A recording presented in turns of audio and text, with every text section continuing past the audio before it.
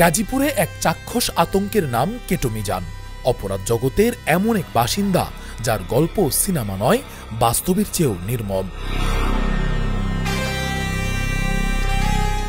গ্রেফতারের পরও তার হিংস্র মনোভাবে বিন্দুমাত্র পরিবর্তন লক্ষ্য করা যায়নি। গতকাল শনিবার পুলিশের কড়া পাহারায় পিছমোড়া করে হ্যান্ডকাফ পরা অবস্থায় আদালতে নিয়ে যাওয়া হচ্ছিল মিজানকে। সাংবাদিকদের ক্যামেরার লেন্স যখন তার দিকে ঘুরে যায়, তখন ঠোঁটে উঠে এলো বিদ্রুপ মাখা এক বাক্য, আপনারা নাটক সিনেমা ছবি করেন, আমি করি রিয়েল।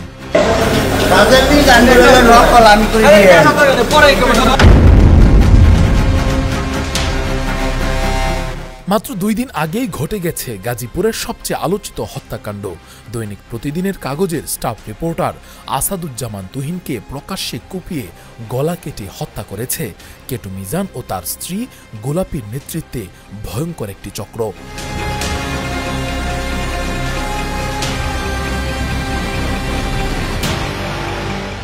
ঘটনাটি ঘটে গত বৃহস্পতিবার রাত। শেরপুরের বাদশা মিয়া স্থানীয় একটি এটিএম বুথ থেকে তোলেন 25,000 টাকা। বিষয়টি নজরে আসে গোলাপীর। ফাঁদ পাততে দেরি করেননি, কিন্তু বাদশা মিয়া পরিস্থিতি বুঝে গিয়ে গোলাপীকে ঘুষি মারেন। তখনই আগে থেকে উৎপেতে থাকা সহযোগীরা ঝাঁপিয়ে পড়ে আর চাপাতি দিয়ে তাকে এলোপাথারি কোপাতে শুরু করে। ঠিক সেই মুহূর্তেই উপস্থিত ছিলেন প্রতিদিনের কাগজের স্টাফ রিপোর্টার আসাদুজ্জামান তুহিন।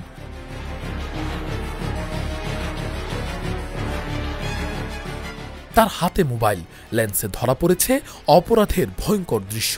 কিন্তু দুর্বৃত্তরা বুঝে যায় এই ভিডিও তাদের শেষ করে দিতে পারে। শুরু হয় তুহিনকে ধাওয়া।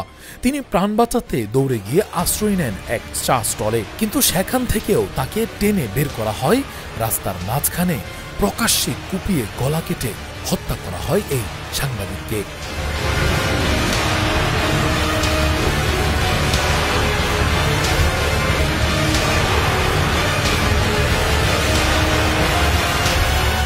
কে এই কেটো মিজান? জামালপুরের মেলান্দাহ উপজেলার এক সাধারণ গ্রামে তার জন্ম। 25-30 বছর আগে পরিবার সহ রংপুরে বাড়ি।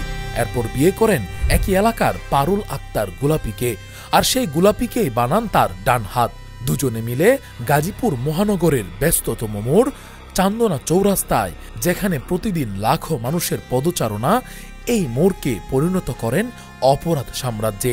ওয়ালটন এখন দেশের সীমানা পেরিয়ে পৌঁছে গিয়েছে 50টিরও বেশি দেশে। ওয়ালটন, ঘরে ঘরে, বিশ্বজুড়ে। তাদের কৌশল ছিল ভয়ঙ্কর।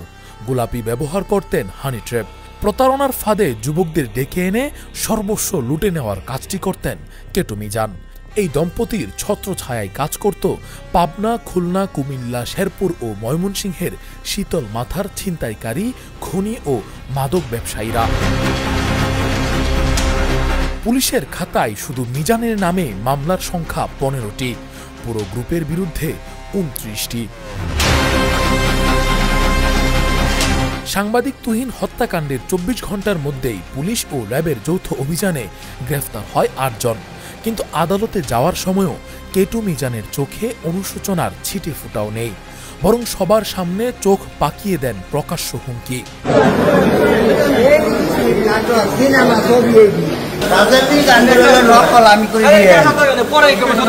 গাজীপুর মহানগর police commissioner doctor Mohammad Nazmul Karim Khan নিজেই স্বীকার করেছেন, আমাদের ব্যর্থতা রয়েছে।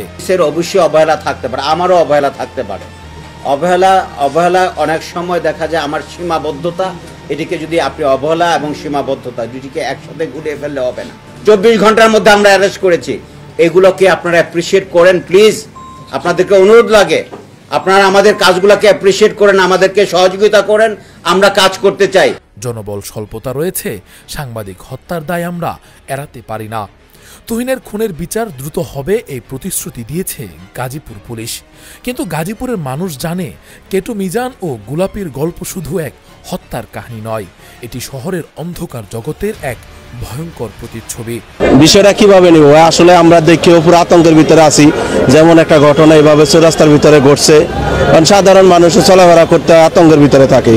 যেমন সে নাকি পেশাগত একজন সাংবাদিক, সে ওই দিকে থেকে দৌড়ে আসছে আত্মরক্ষার জন্য, এখানে আইছে, এখানেও তার রেহাই পাইল না, শেষ পর্যন্ত তারা খুনেরা তাদের খুন করে চলে গেছে। আর হাতে হ্যান্ডকাফ পরে দেয়া তার চ্যালেঞ্জ, আমি করি রিয়েল, হয়তো বহুদিন ধরে গাজীপুরের মানুষের মনে ভয়ের শীতল স্রোত বয়ে দেবে।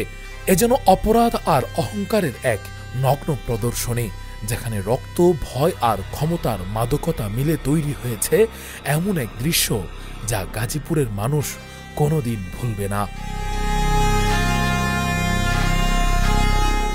রাকিবুল ইসলাম রইস, ফেস দ্য পিপল। ওয়ালটন এখন দেশের সীমানা পেরিয়ে পৌঁছে গিয়েছে 50টিরও বেশি দেশে। ওয়ালটন, ঘরে ঘরে বিশ্বজুড়ে।